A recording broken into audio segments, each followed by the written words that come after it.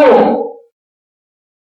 خانہ کعبہ میں حج ہوتا ہے، مکہ میں حج ہوتا ہے، آپ بتائیے کہ 10 والے دن ذی الحج کے علاوہ پورے سال میں کبھی حج ہوتا ہے؟ پورے سال میں کبھی حج صرف ایک دن ہوتا ہے 10 ذی الحج کا، اور اس لیے اللہ تبارک و تعالیٰ نے ہمیں بھی یہ سعادت نصیب فرمائی ہے کہ تم اگر وہاں نہیں جا سکے، اگر تم اس سعادت سے محروم رہے ہو تو اس سعادت سے محروم نہ رہو، تم بھی اس دن اللہ کو یاد کرتے ہوئے، اللہ کے حکم کی اطاعت کرتے ہوئے اللہ کے نام کی قربانی کرو۔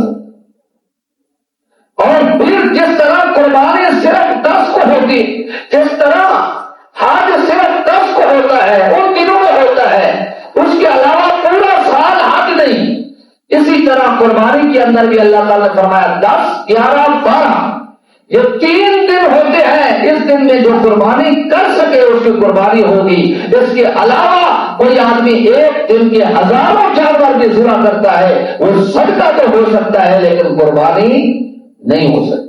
پورے سال میں ایک فرمایا وہ دن 3 دن اللہ تعالیٰ نے مقرر فرما دیے، جس طرح آج مقرر ہے دن، اس طرح قربانی کے بھی دن مقرر فرمائے۔ تو میرے بھائیوں، میرے بزرگوں، قربانی کا مطلب کیا ہوتا ہے؟ قربانی کا مطلب یہ ہوتا ہے کہ اللہ تبارک و تعالی، قربانی کا مطلب یہ ہوتا ہے اللہ تبارک و تعالی کا قرب حاصل کرنے کے لیے جانور کے گلے پر چھری چلا کر اس کی شہرت کو کاٹ دینا، جانور کے گلے پر چھری چلانا، اس کی شہرت کو کاٹ دینا، اللہ کے حکم کی تعمیل کرتے ہوئے، جس کو قربانی کہتے ہیں، اللہ کا قرب حاصل کرنے کے لیے۔ تو پھر آپ کہہ سکتے ہیں کہ شاید کہ ہر عمل میں بھی اللہ تبارک و تعالیٰ کا قرب ہی مقصود ہوتا ہے۔ نماز پڑھتے ہیں تو اس لیے پڑھتے ہیں تاکہ ہمیں اللہ کا قرب ملے، روزہ اس لیے رکھتے ہیں کہ اللہ کا قرب ملے، زکات اس لیے دیتے ہیں کہ ہمیں اللہ کا قرب ملے۔ لیکن جو قربانی ہے وہ اس سے تھوڑا منفرد ہے، تمام عبادات سے منفرد ہے۔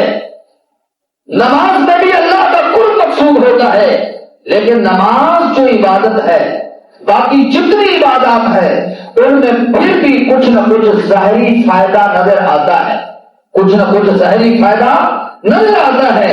اور قربانی ایک ایسی عبادت ہے جس میں ظاہری طور پر کوئی فائدہ نظر نہیں آتا، ظاہری طور پر کوئی فائدہ نہیں نظر آتا۔ کیوں؟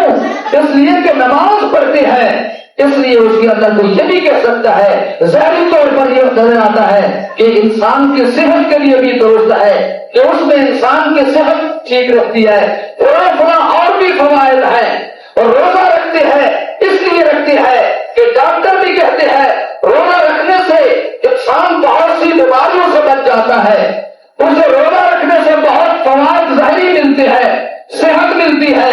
لیکن جو زکات ہے اور زکات جو دیتے ہیں اس سے بھی ظاہری فائدہ ہے، وہ کیا ہوتا ہے؟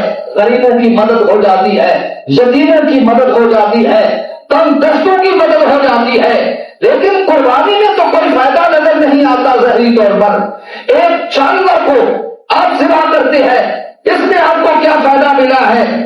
بلکہ کچھ لوگ تو اعتراض کرنے والے اعتراض بھی اس پہ کرتے ہیں، اس میں ظاہری طور پہ ہمیں کوئی فائدہ نظر نہیں آتا، لیکن پھر بھی ہم قربانی کرتے ہیں کیونکہ یہ لوگوں کو یہ بتلانا مقصود ہے کہ لوگوں، قربانی سے ہمیں یہ سبق ملتا ہے۔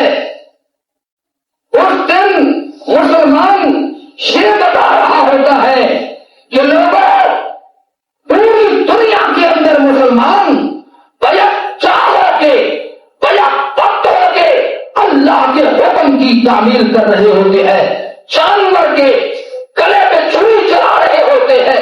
پوری دنیا کے مسلمان اکٹھا ایک دن بنا رہے ہوتے ہیں، یہ ظاہر کر رہے ہوتے ہیں لوگوں دیکھ لو ہمارے اللہ کے حکم کے اندر، ہمارے نبی کی سیرت کے اندر کتنی بڑی طاقت موجود ہے۔